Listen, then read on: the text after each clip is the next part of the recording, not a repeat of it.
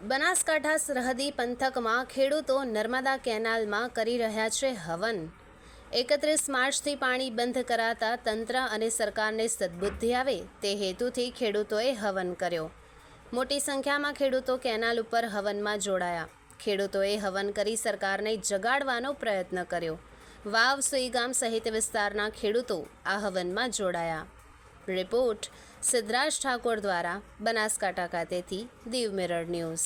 કિસાન સંઘ વિરાજી ગોહિલ વાવ આજે ખેડૂત કિસાનો દ્વારા એક યજ્ઞ કરવામાં આવ્યો હતો કે કેનાલ અંદર પાણી ચાલુ થાય, પણ વારંવાર આવેદનપત્રો આપ્યા છે। આમાં કોઈ રાજકીય પક્ષ તરીકે કોઈ ખેડૂતો ભેળા થયા નથી।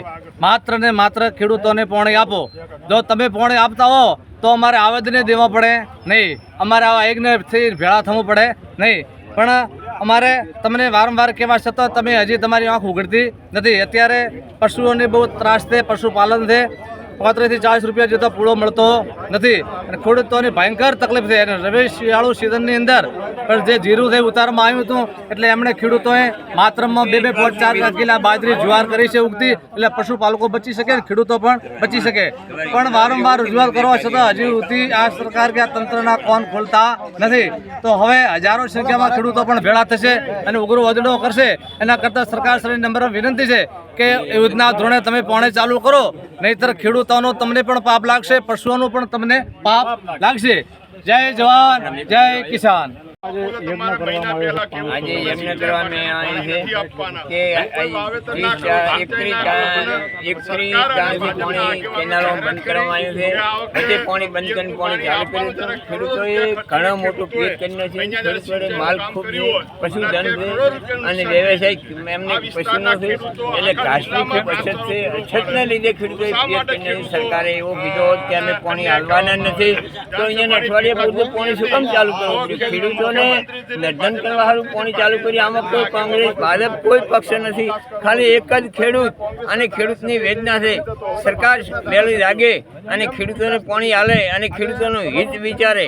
કારણ કે ખેડૂતો અમે આ સાલ શિયાળુમાં પણ 50% નુકસાન થયું છે, એટલે ખેડૂતો આમ પાયમાલ છે અને પડતા ઉપર પાટું મારી અને કેનાલ ચાલુ કરીને કેનાલ બંધ કરી છે, એટલે ખેડૂતોને બહુ મોટું નુકસાન થયું છે। સરકાર સત્વરે જાગે, ખેડૂતોની વારે આવે અને ખેડૂતોને સહાય કરે, એ જ અમારી માંગ છે।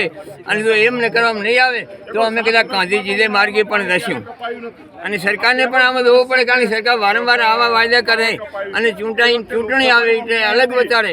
હાથીના જેવા બે દોટ, પહેલાં બે અલગ બચાડે, પાછળથી અલગ બચાડે, એટલે બચાડવાના દૂધા સાબવાના દૂધા જે હાલવું છે હાલ્યા કરો ને બાબા, શું કામ તમે ખેડૂતની પથારી ફેરવો છો? ખેડૂતને આમાં ખેડૂતને ક્યાં રાજકારણ કરવાનું આવે છે? એટલે આજ પાણી ચાલુ કરો, આજ પાણી બંધ કરો, આમ કરો, આમ કરો। ખેડૂત જ છે, એને બીજું કોઈ લેવા દેવા નથી। એને ખેતીને એને ખેતી લક્ષી એનો સિદ્ધાંત છે, એની ખેતી કરે છે, એનો વ્યવસાય એને કરવા દો, પાણી હાલો તો અમે ખૂબ રાજી છે। સરકારને અમે આદેશ કર્યા, મુખ્યમંત્રીશ્રીને પણ અમારી વિનંતી છે અને નર્મદા ઓથોરિટીવાળાને પણ અમારી વિનંતી છે કે સત્વરે ભગવાન એમને સદબુદ્ધિ આપે અને કેનાલમાં પાણી ચાલુ કરે અને ખેડૂતોને બચાવે। ભારત માતા કી જય। મારું નામ કાંજીભાઈ કાળાભાઈ પટેલ, ભારતીય કિસાન સંઘ જિલ્લા કોષા અધ્યક્ષ બનાસકાંઠા। પાણીને યજ્ઞ કરવામાં આવ્યો આજે આ માલસન બ્રાન્ચ કેનાલની અંદર હનુમાન જયંતિના દિવસે યજ્ઞ યોજવામાં આવ્યો છે।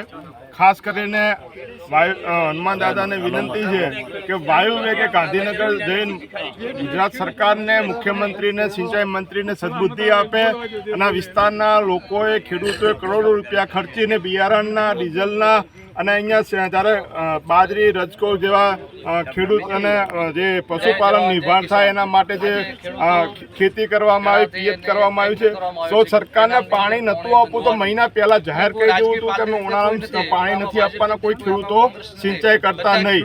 પણ સરકાર દ્વારા જાહેરાત કરવામાં આવી, ભાજપના નેતાઓ દ્વારા જાહેરાત કરવામાં આવી કે પાણી આપવામાં આવશે ત્યારે ખેડૂતોએ પિયત કર્યું છે અને અડધી સિઝને અત્યારે છેલ્લા 10 દિવસથી પાણી બંધ કરવામાં આવ્યું છે। કોંગ્રેસની સરકાર હતી, અહીંયાના ધારાસભ્ય કોંગ્રેસના હતા, 7 વર્ષમાં ક્યારે ઉનાળામાં પાણી બંધ કરવામાં ના આવ્યું અને આ પેટા ચૂંટણીની અંદર સરકારે વચનો આપ્યા, મુખ્યમંત્રીથી, મંત્રીથી લઈ ભાજપના આગેવાનો કે તમારો વિકાસ કરશો, આ વિકાસથી વિનાશ તરફ લઈ જઈ રહ્યા છે.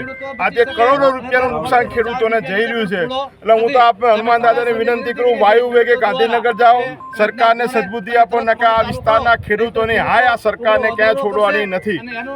ગઈ વખતે લોકસભાની ચૂંટણી હતી તો પાણી આપ્યું. આનંદીબેન મુખ્યમંત્રી હતા, 75 મીટર જ્યારે ડેમની સપાટી હતી ત્યારે પણ ઉનાળામાં પાણી આપ્યું. ત્યારે ડેમની સપાટી પણ ડબલ છે. તો શા માટે અન્યાય કરો છો? હવે તો આ વિસ્તારના લોકોએ તમને ધારાસભ્ય તરીકે બંને વિસ્તારમાં ચૂંટણી મૂક્યા, તો પણ શા માટે અન્યાય કરી રહ્યા છો એ ખબર નથી પડતી. હું આપના માધ્યમ સરકારને, મુખ્યમંત્રીને બે હાથ જોડીને વિનંતી કરું છું, મહેરબાની કરીને આ વિસ્તારના ખેડૂતોને હાય ના લેશો, નુકસાન ના કરશો. અત્યારે ઘાસચારો બળી રહ્યો છે. જો 1-2 દિવસમાં પાણી ના મળ્યું તો કરોડો રૂપિયાનું આ વિસ્તારના ખેડૂતોને નુકસાન થવાનું છે. તમને હારા માટે લાયા હતા, કોકને નુકસાન કરવા માટે નતા લાયા. અને જો હું તો કહું છું, તમે ભાજપના ચૂંટાયેલા ધારાસભ્યોને તમને આ વિસ્તારમાં પાણી ના આપતા મુખ્યમંત્રીની ઓફિસની બહાર ધરણા કરો. ગમે તે પક્ષનો મારા પક્ષ ન હોય તો પણ મારા વિસ્તારના લોકોના હિત માટે કંઈ સરકાર સામે લડવું પડે.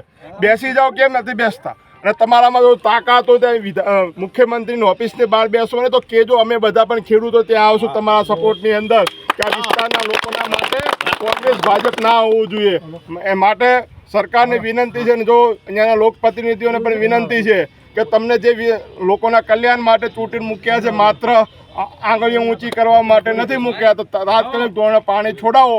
એ સૌને હનુમાન દાદા આજના દિવસે સદબુદ્ધિ આપે. પાણી નહીં છોડવામાં આવે તો કોંગ્રેસ શું કરશે? આગામી સમયમાં પાણી નહીં છોડવામાં આવે તો હાલમાં જ્યાં પણ સરકારનો કાર્યક્રમ આ વિસ્તારોમાં હશે ત્યાં અમે એનો ઘેરાવ કરશું. મારું નામ કોમાજી વિરાજી. કયો પાક વાવેલો હતો અત્યારે પાણી બંધ કરવામાં આવ્યું છે? ચાર, બાજરી, ઘાસ બધું વાવેલું હતું, બધું બળી ગયું છે. શું કહેશો અત્યારે સરકાર જોડે શું માગ છે? અત્યારે અમારે સરકાર જોડે એવી માગ છે કે સરકાર શ્રીને અમારી વિનંતી છે કે ખેડૂતોને પાણી આપે. જ્યારે ચૂંટણી હતી એ વખત વાયદા આલી, અમારો ધારાસભ્ય લાવો તો તમને પાણી આપશે, તમારું કામ કરશે. અને અત્યારે પાણી બંધ કરી નાખ્યું, ખેડૂતો પાયમાલ થઈ ગયા છે. તમારી માંગણી પૂરી નહીં કરવામાં આવે તો શું કરશો? અમે અમારી માગણી પૂરી કરવામાં નહીં આવે તો અમે ધારણા કરશે, ગમે તે કરશે. હાય, હું છું ક્રુઝિન સિંઘાનિયા. આપની આસપાસના સત્ય સમાચાર જાણવા માટે જોતા રહો દીવ મિરર ન્યૂઝ. અને હા, લાઈક અને સબસ્ક્રાઇબ કરવાનું ભૂલતા નહીં. Thank you.